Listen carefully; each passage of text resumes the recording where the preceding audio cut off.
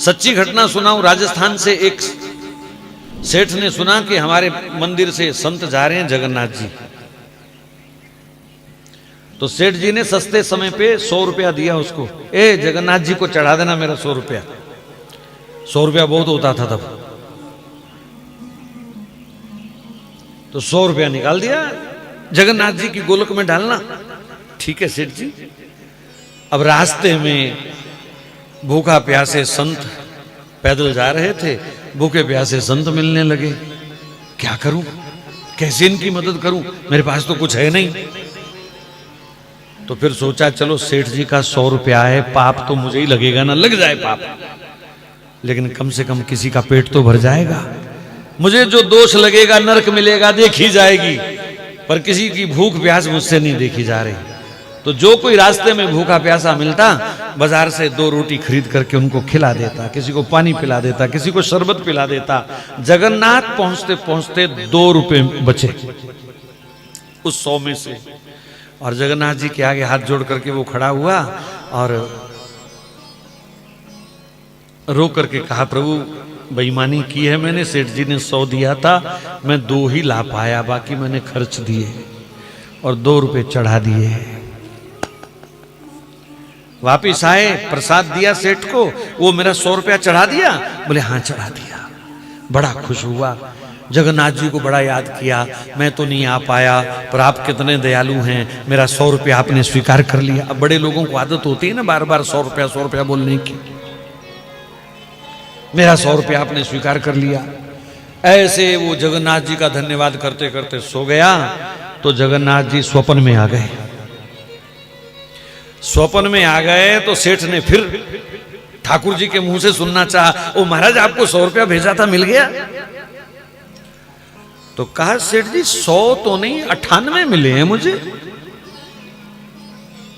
अरे बड़ा बेईमान है वो महात्मा, 2 रुपए खा गया।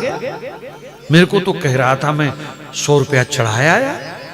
ये बेवकूफ आदमी, बेईमान आदमी, संत वेश में भी धोखा करता है। ठहर जाए, इसकी खबर लूंगा सुबह।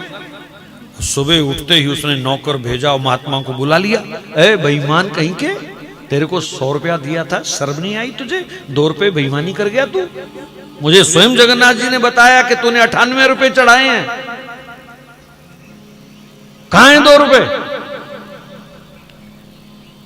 महाराज जब सेठ के मुंह से ये बात सुनी तो वो संत तो रोने लग गए। हे जगन्नाथ प्रभु, आज पता चला कि तुम क्या स्वीकार करते हो।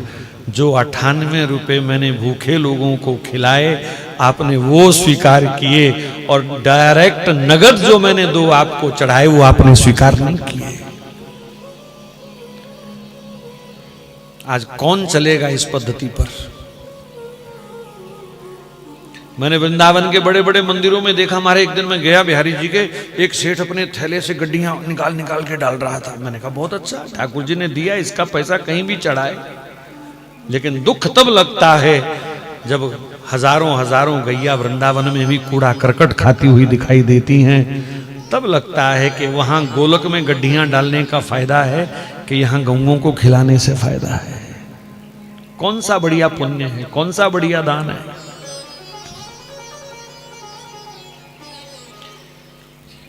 तो मैं कभी नहीं कहूंगा कि आप मंदिरों में नोट ना चढ़ाएं, पर अगर किसी जरूरतमंद को जरूरत है तो उनके मुख में देना ही ठाकुर जी स्वीकार करते हैं, ना कि ठाकुर जी की गोलक भरने में ठाकुर जी खुश होते हैं।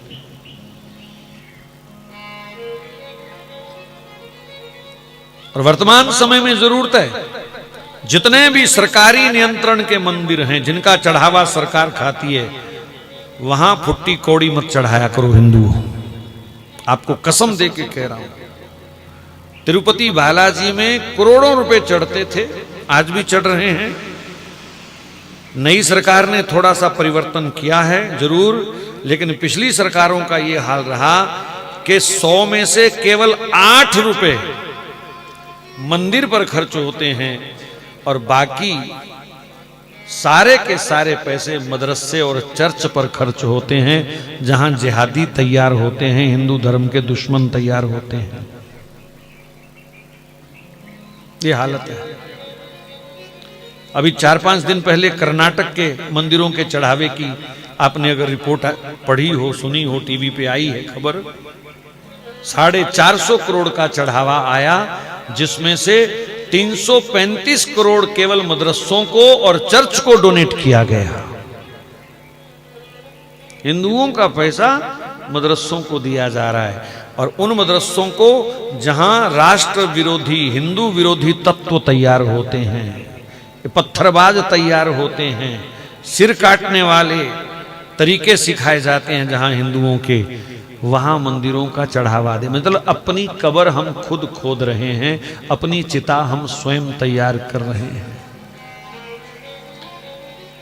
जितने भी सरकारी चढ़ावा खाने वाले मंदिर हैं, सरकार जिनका चढ़ावा खाती है, कृपया वहां पैसा ना चढ़ाएं जब तक सरकार उनके लिए अलग बोर्ड का गठन नहीं करती है।